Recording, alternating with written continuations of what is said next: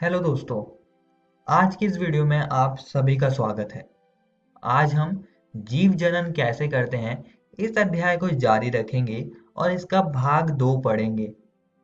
इससे पिछली वीडियो में हमने जाना था कि जनन क्या होता है और हमने जनन का एक प्रकार अलैंगिक जनन को समझा था। इस वीडियो में हम जनन का दूसरा प्रकार लैंगिक जनन को समझेंगे और साथ ही में हम जानेंगे कि पुष्पीय पौधों में लैंगिक जनन किस प्रकार होता है। तो चलिए शुरू करते हैं। लैंगिक जनन को हम सेक्सुअल रिप्रोडक्शन भी कहते हैं। अब दोस्तों, लैंगिक जनन के लिए दो एकल जीवों की जरूरत होती है जिसके बाद संतति उत्पन्न होती है।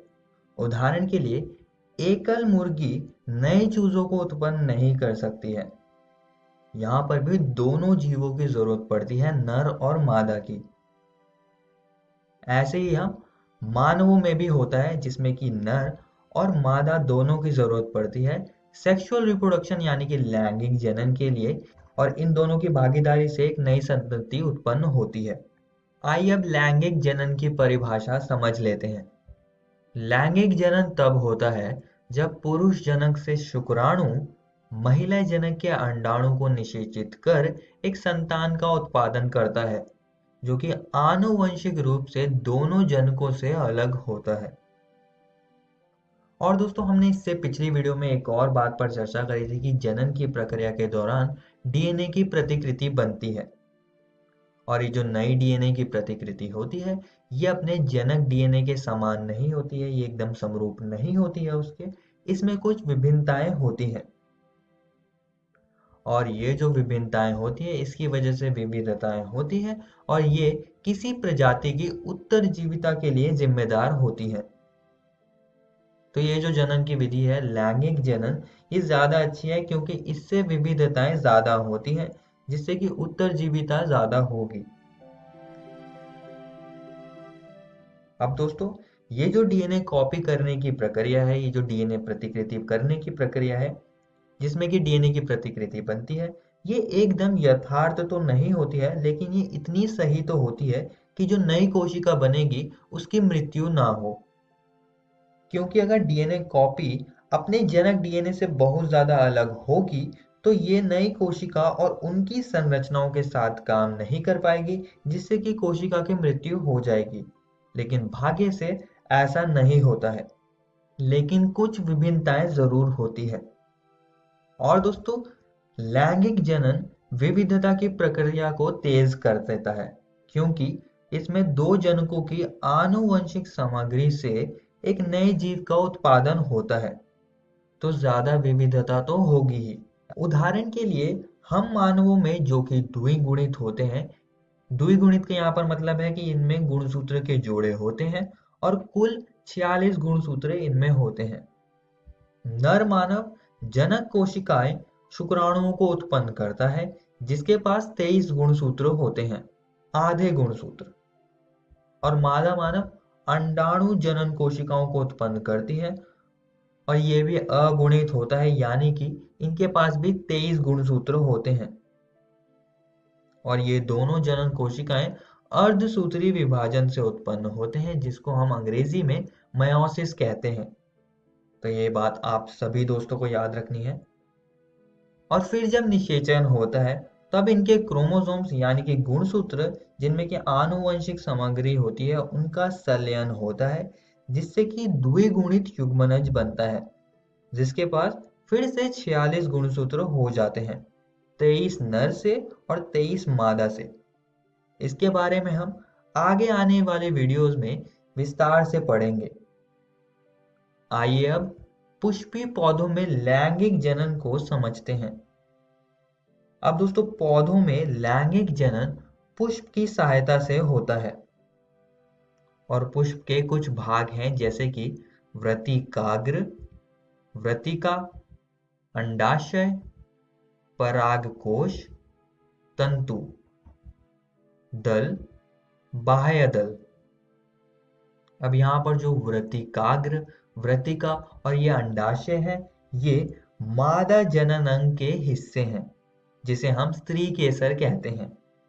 और दूसरी ओर परागकोश और तंतु ये पुंकेसर जो कि नर जनन अंग है, ये उनके हिस्से हैं।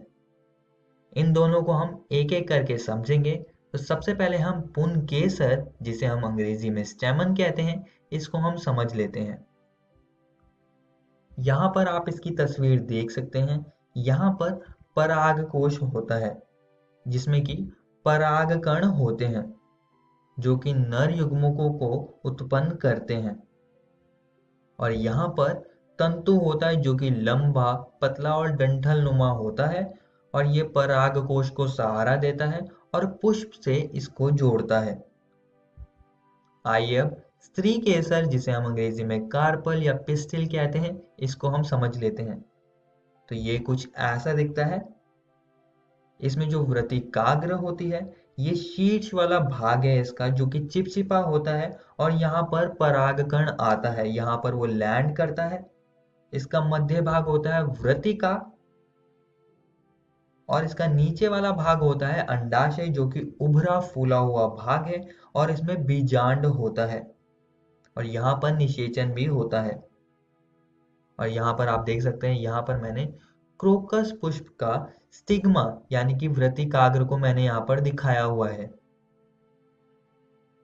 आइए दोस्तों अब आगे बढ़ते हैं और एक लिंगी पुष्प को समझ लेते हैं। जिन पुष्पों में पुंकेसर अथवा स्त्री केसर में से कोई एक जननांग उपस्थित होता है, उन्हें हम एक लिंगी पुष्प कहते हैं। इन दोनों में से कोई एक होगा तो उसे हम एक लिंगी पुष्प कहेंगे। उदाहरण है इसका पपीते का पुष्प और तरबूज का पुष्प।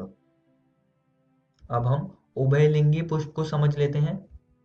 इन पुष्पों में पुंकेसर एवं स्त्री केसर दोनों उपस्थित होते हैं। तो जिन पुष्पों में दोनों जननांग उपस्थित होंगे उन्हें हम उभयलिंगी पुष्प कहेंगे। इसका उदाहरण है गुड़हल का पुष्प और सरसों का पुष्प।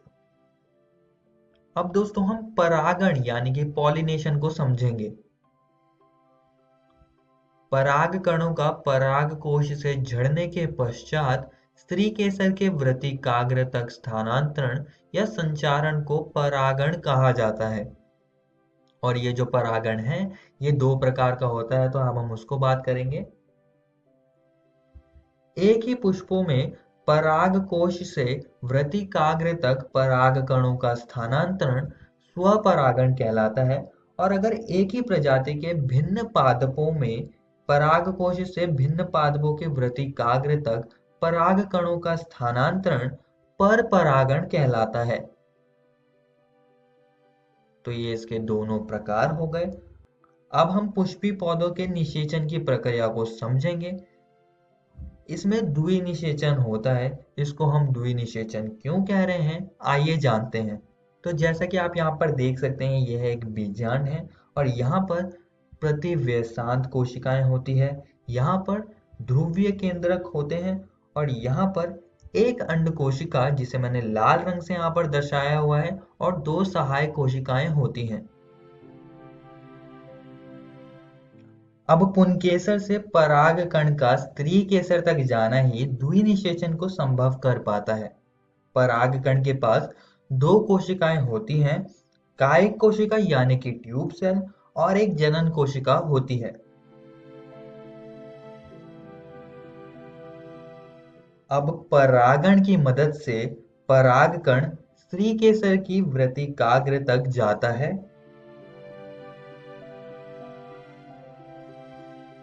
यहाँ पर ट्यूब सेल परागकण नली बनाता है और जनन कोशिका भी इसके साथ साथ आने लगती है। और थोड़ी देर पहले ही जनन कोशिका माइटोसिस से विभाजित होकर दो नर युग्मकों का निर्माण करती है। बीजांड तक परागकण नली पहुंचती है और नर युग्मकों को इसके अंदर छोड़ देती है। पहला नर युग्मक अंड से संगलित होकर जायगोट यानी कि युग्मनज का निर्माण करता है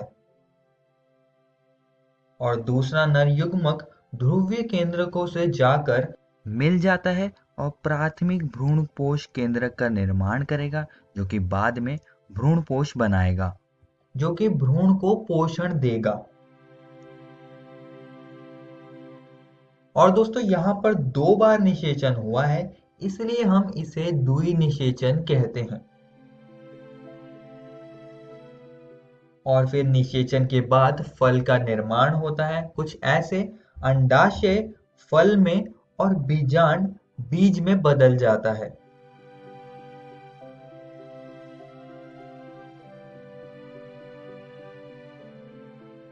और फिर जो ये बीज होगा, ये अनुकूल परिस्थितियों में अंकुरण की प्रक्रिया से अंकुरित होकर एक नए पौधे का निर्माण करेगा। तो पुष्पी पौधों में कुछ ऐसे लैंगिक जनन होता है। इस वीडियो में हमने लैंगिक जनन को समझा, जिसमें कि हमने पुष्पी पौधों में लैंगिक जनन को विस्तार से समझा। और दोस्तों मैं आप सभी को एक और बात बताना चाहता हूं कि आज हमने आपकी एनसीईआरटी किताब के ये 3 विषय को खत्म कर लिया है। आप इसको जरूर घर से किताब से पढ़कर आइएगा। अगली वीडियो में हम मानव में लैंगिक जनन को समझेंगे। धन्यवाद।